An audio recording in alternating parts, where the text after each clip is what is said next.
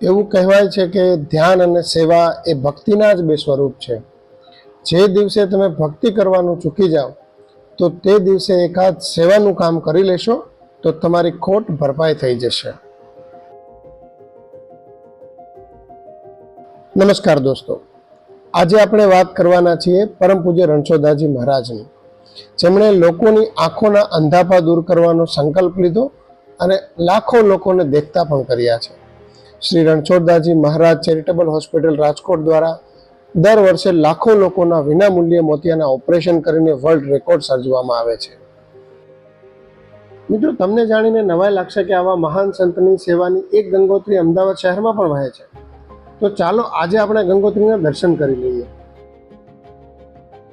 વાત સેવાનીના આ બીજા એપિસોડમાં આજે આપણે આ મહાન સંતના મહાન કાર્યની વાત કરવાના છીએ. તેમણે બતાવેલા સેવાના માર્ગ ઉપર અમદાવાદ શહેરમાં બાપુનગરના કેટલાક સેવાભાવી લોકોએ એકત્ર થઈને આજથી 10 વર્ષ પહેલા શ્રી રણછોડદાસજી બાપુના સેવા કાર્યની એક જ્યોત પ્રગટાવી અને સ્વખર્ચે અહીં દર મહિને મોટો નેત્ર યજ્ઞ યોજે છે.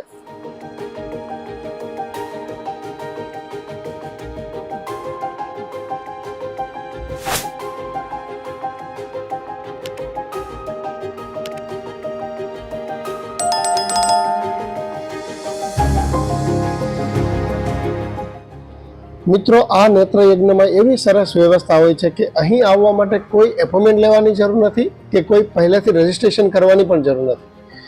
તમને એવું થાય કે તમારી આંખોમાં કંઈક તકલીફ છે કે તમારે મોતિયાનું ઓપરેશન કરાવવું છે તો બિંદાસ્ત આ કેમ્પમાં આવી જાઓ.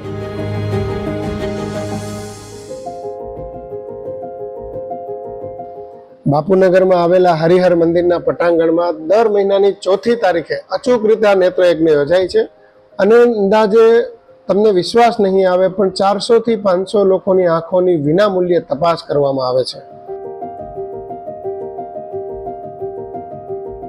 રાજકોટ રણછોડદાસ બાપુ ચેરિટેબલ હોસ્પિટલ દ્વારા દર મહિનાની 4 તારીખે રણછોડદાસ બાપુ અને વિશ્વ હિન્દુ પરિષદ અમદાવાદ દ્વારા હરિહર મંદિરની અંદર નેત્ર શિબિર રાખવામાં આવે છે, જેની અંદર દર મહિને 400 થી 450 પેશન્ટ તપાસ માટે આવે છે અને 100 થી 150 પેશન્ટો ઓપરેશન માટે આવે છે.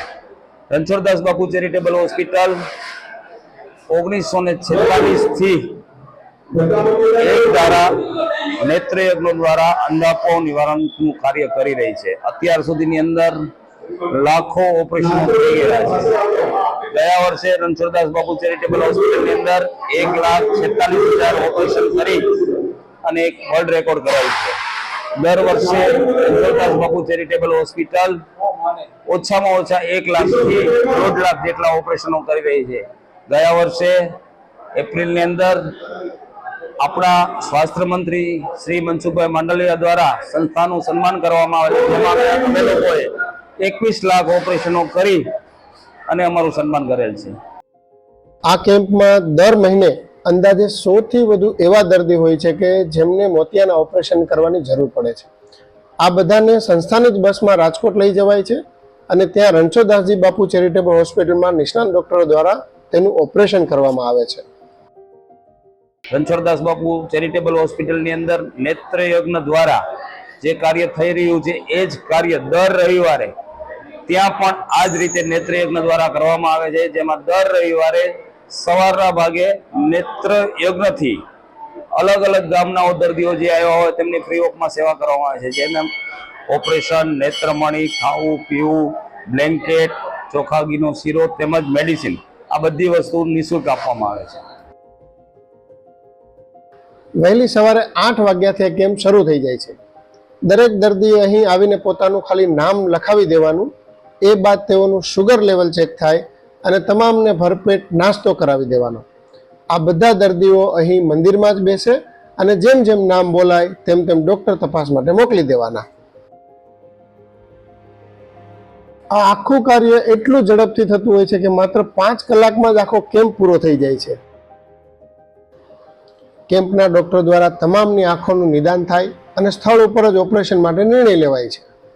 ડોક્ટર તપાસમાં જે લોકોને મોતિયાના ઓપરેશનની જરૂર હોય તેમનું નામ નોંધીને બધાને સંસ્થાની જ બસમાં રાજકોટ લઈ જવામાં આવે છે. ત્યાં ઓપરેશન સહિત દર્દીને રહેવા જમવાની સુવિધા અપાય છે અને પાછું ઓપરેશન થઈ ગયા પછી અમદાવાદ પરત પણ લઈ આવવાના. આ આખી પ્રક્રિયામાં દર્દી પાસેથી એક પૈસો પણ લેવામાં નથી આવતો. ભાઈ, આવા લાભ તો નસીબદારને જ મળે હો. અમે છેલ્લા 10 વર્ષથી રામચંદ્ર ચેરિટેબલ રાજકોટ દ્વારા નૃત્યનો કેમ્પનું આયોજન કરી રહ્યા છીએ અને લોકો આનો ખૂબ લાભ ઉઠાવી રહ્યા છે. આમાં અમે દર મહિનાની 4 તારીખ અમારા અહીંયા ફિક્સ છે. હરિહર મંદિર ઠક્કર બાપાનગર પાર્વતીનગરની અંદર આવેલ છે, જે એપ્રોચ ઠક્કરનગર ઇન્ડિયા કોલોની કહેવાય. અમે હર વખતે સ્વાદિષ્ટ નાસ્તો કરાવીએ છીએ, સારી સાદ પીવડાવીએ છીએ, જમાડી અને પછી બસ લોકોને બેસાડીએ છીએ અને લોકો ખૂબ લાભ લઈ રહ્યા છે. અને રણછોડદાસ ચેરિટેબલ ટ્રસ્ટ રાજકોટ રોજનું 400 થી 450 ઓપરેશનની એવરેજ આવે છે. એવી આ સંસ્થાની ભારતભરમાં 19 હોસ્પિટલ છે. એમાં મેન હોસ્પિટલ ચિત્રકૂટ એમપી યુપીમાં આવેલ છે, બીજી ભોપાલ અનંતપુરમાં આવેલ છે, એમ વાસદા આવેલ છે ડાંગ જિલ્લામાં. એવી અન્ય જગ્યાએ હોસ્પિટલો છે અને બાપુની પ્રેરણાથી આ કાર્યક્રમ કાયમ માટે યથાવત ચાલુ રહ્યો છે અને એવરેજ આ સંસ્થા સારામાં સારું કામ કરે છે. અને આજ સુધી 10 વર્ષની અંદર અમને સિંગલ કમ્પ્લેન મોતિયા બાબતે આવેલી નથી. મોતિયા દર મહિનાની 4મી તારીખે અચૂક રીતે કરવામાં આવતા આ મહાન કાર્ય અને તેના કરનારાઓને વંદન કરીએ એટલા ઓછા.